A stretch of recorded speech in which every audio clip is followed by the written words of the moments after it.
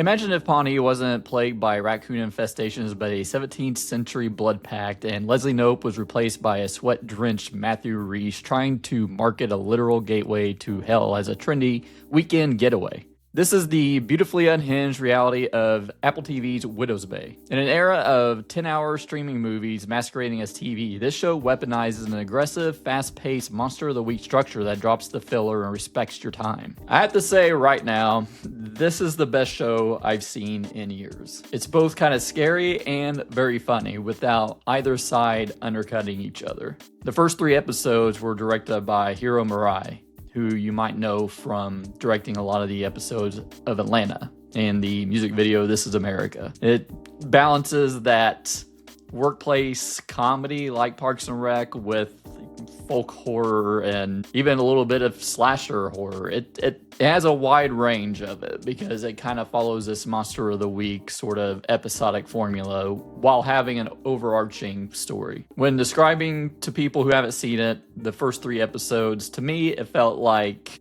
Twin Peaks meets Stephen King a little bit. You got the quirky characters, a weird small town, and it's like stuck in the 90s. Like there's no cell phones. They have CRT TV still, rotary phones. I just love the feeling of the show. It just feels classic. So Katie Dippold, who created this show, this pilot episode was what got her hired for Parks and Rec. That this pilot episode she wrote 20 years ago. You can definitely see the DNA of Parks and Rec in it. And as the showrunner, she never let the gag undercut the dread in the show. I mean, this is evenly horror comedy. Such a good balance. I haven't seen since probably like Evil Dead maybe. And the comedy hits hard because the stakes are played entirely straight. It's not like any ironic, self-aware quipping that ruins a lot of these sort of modern genre blends. And don't worry, this is an anti-mystery box show. It's not going for that, is it a shared delusion or real? And I'm looking at you, Yellow Jackets. I mean, they established early on in those first few episodes of the supernatural reality of the situation. It really just gains a lot of massive narrative momentum rather than just like spinning its wheels trying to make you guess and discuss it online. And it's already got massive industry validation. I mean, specifically Guillermo del Toro publicly crowning it on social media. It's got a perfect 100% on Rotten Tomatoes, which I don't really rely on Rotten Tomatoes much when it comes to TV shows, but I think it's really taken off online and securing its status as Apple TV's flagship summer hit. So let's talk about the main character played by Matthew Rhys, Tom Loftis. He is the mayor. He is basically the mayor from Jaws, and the island is the shark. He's trying to get people to come there. He's wanting it to be the next Martha's Vineyard, and Matthew Rhys, he kills it in this. He has this like masterful vein-popping bureaucratic anxiety. But I think the series MVP here is Kato Flynn playing Patricia Moyer. She's sort of this eccentric, socially awkward energy that makes her the ultimate final girl in training. And a lot of her character-centric episodes I thought were the best episodes of the season. And then you have Stephen Root as Wick, who is the quintessential local harbinger of doom in the first few episodes, and I was worried that this is where it was heading towards for like most of the season, that Wick was trying to convince Tom that the island is cursed. Luckily, it didn't take until the final season for Tom to come around. It only takes like a few episodes in. And as in everything, Stephen Root was fantastic. And then I had to talk about Kevin Carroll's Sheriff Clemens. He's like, I feel like he was, for most of the season, like the audience surrogate. He wanted nothing to do with the supernatural stuff, even though he kind of believed it. He's like, nope, I'm out of here. I mean, let's just talk about some of the episodes, because that first episode, of course, it's like The Fog, where a fog of dead sailors is apparently coming to the island. Well, he has this New York Times guy trying to write an article to bring people to Widow's Bay. Then you had the second episode where Tom has to stay at a hotel overnight.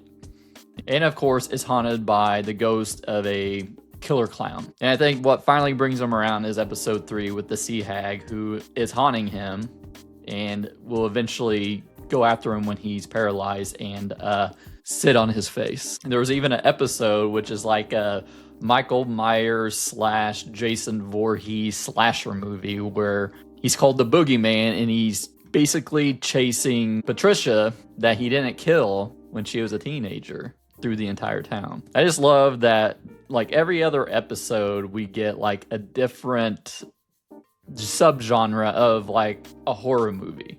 I mean, we have like episode 5 is like a historical flashback kind of showing how the first mayor cursed the island. And it's directed by Ty West, and it's, you know, a 1:33:1 aspect ratio. It's like candlelit aesthetic. Like, it feels like The Witch, which it's proving the show's deep cinematic literacy. So I want to go into the finale and the ending of season 1. So if you want to see my overall thoughts, check out the chapter below. But yeah, let's talk about that finale and any sort of theories and predictions. So they successfully dragged the immortal founder, Richard Warren, played by Hamish Linklater, who is, I always love to see in a show.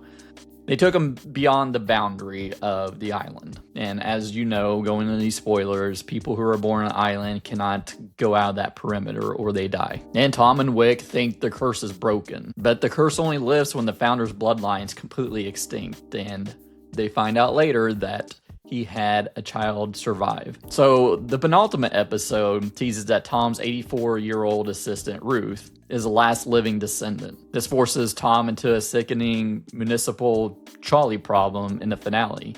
He drugs her tea to extract the truth, only for a heavily sedated Ruth to drop an absolute nuclear bomb of a twist. Her secret, illegitimate daughter was Lauren, Tom's late wife. That means Tom's rebellious son, Evan, carries the Warren bloodline. He is the last living descendant. Then you have like Kevin Carroll's Sheriff Clemens. He comes there. So in a subplot, his wife is pregnant and now they're stuck on the island due to the storm that everyone is taking cover in. That's probably going to kill them all. He doesn't want his kid born, and he is told by Patricia about the whole bloodline thing. He shows up and shoots her, but then Tom tells him to stop because she's not the last of her bloodline. Of course, he's not going to tell him who is. He just tells him he doesn't know. But Ruth survived. She just got skimmed by the bullet. In the meantime, when everyone's in the bunker waiting out the storm, Tom's son Evan and some friends discover this sort of room where a electric chair is there and like a door to an even further basement. Someone gets them out of there.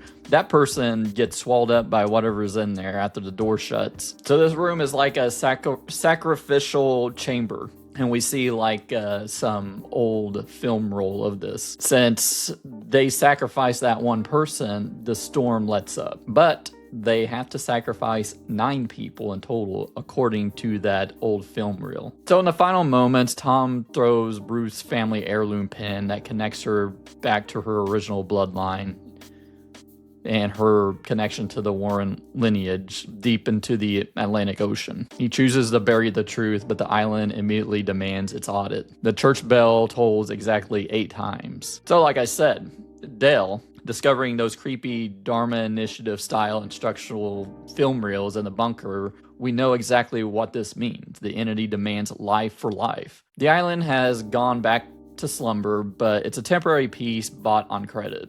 8 specific souls must be sacrificed to pay off that balance. So some of the themes of the show. I think the season serves as a dark metaphor for like modern consumer complacency. I mean, the townspeople are entirely willing to tolerate a literal subterranean horror if it means the property values stay high and weekend tourism revenue keeps flowing. But Tom does show some reluctance with the way he's done this. And the Warren bloodline represents the escapable weight of ancestral sins. Tom tries to use clean modern PR language to erase a debt that can only be paid in ancient currency, blood. Tom's transition from anxious, bumbling bureaucrat to someone willing to logistically manage human sacrifices highlights how easily institutional self-preservation curdles into absolute malice. So Before the finale came out, Apple TV officially renewed the series for season 2, and locking showrunner Katie Dippold down to a massive overall deal. So let's see how that finale ended and where this is going to take us in season 2. I'm assuming Tom will spend season 2 hunting for the mystical loophole to save Evan. And true to the show's dark comedic roots, expect Tom to treat this like some sort of logistical budgeting crisis, trying to find like a marketing fix or structural bypass to hide his son's lineage from both the town and the island itself. The town thinks the danger is past, but Tom knows that the 8-bell toll means a strict quota must be met. The peak dark comedy of season 2 will undoubtedly feature Matthew Rhys trying to logistically organize municipal human sacrifices under the guise of like an upbeat town event or mandatory corporate team building retreats. I mean, she took down the boogeyman, and being explicitly chosen by the island's cryptic spell book, I think she's perfectly positioned to transition from the quirky assistant into the island's accidental, highly unhinged occult expert, actively digging up the secrets Tom is desperate to bury. And we gotta talk about Sheriff Clemens. He spent the finale trying to get his pregnant wife off the island, knowing that